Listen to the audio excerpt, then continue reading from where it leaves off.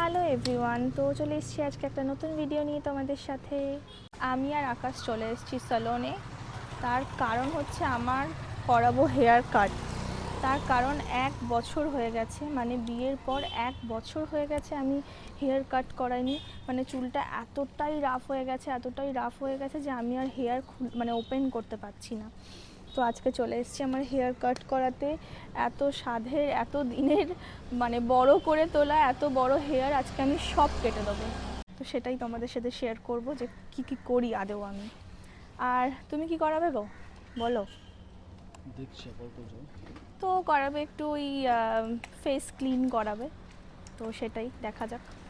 ভীষণই bad luck, চলে এসছিলাম তাপসদার স্যালনে হেয়ার কাট করতে। তো আমি যার কাছে হেয়ার কাট করি রাহুলদা আজকে নেই, তো আমাদেরকে এখান থেকে চলে যেতে হলো। তো রাহুলদা বললো যে কালকে আসতে, কিন্তু কি করবে, দেখছি কি করবো। কিন্তু আকাশ আজকেই আমার হেয়ার কাট করাবে। তো তার জন্য এখন দেখছি অন্য কোন পার্লারে গিয়ে হেয়ার কাট করালে বেটার হবে। ও কাল অবধি অপেক্ষা করবে না, যেহেতু বিকেলবেলা একটা পার্টি আছে, তো আজকেই ও হেয়ার কাট করবে।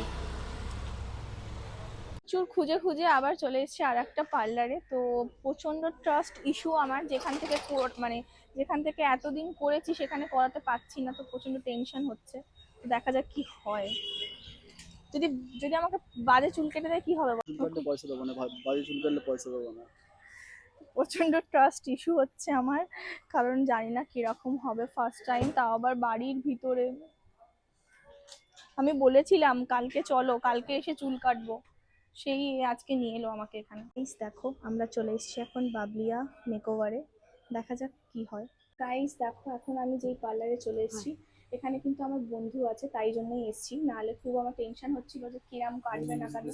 কেমন কাটবে ভাই বল আগে। খুব ভালো কাটবে, কাটার পর আবার একটা ওদেরকে রিভিউ দিয়ে দিবি। অবশ্যই, তোমরা প্রমাণ থাকবে যদি ভালো চুল আমার না কেটে দিয়েছে, ঠিক আছে। তো হেয়ার কাট কমপ্লিট, তো তোমাদেরকে এবার দেখাবো কেমন লাগছে। দেখা যাচ্ছে আমার পুরো, দেখো এত বড় লং হেয়ার, মোটামুটি হেয়ারটা আমার ছিল এত বড়, তো সেখান থেকে এখানে এখানে এখানে এখানে এসে ঠেকেছে, তো সব কেটে দিয়েছি একটু নতুন কিছু লুকের জন্য। তো জানি না বাড়িতে গেলে শাশুড়ি কি বলবে, তো কেমন লাগছে তোমরা অবশ্যই সবাই জানো। আচ্ছা, যেহেতু আমি অন্য একটা জায়গা থেকে করাতাম, তো এখানের উপর আমি সত্যি ভরসা ছিল না, বাট করার পরে মনে হচ্ছে সত্যি সুন্দর।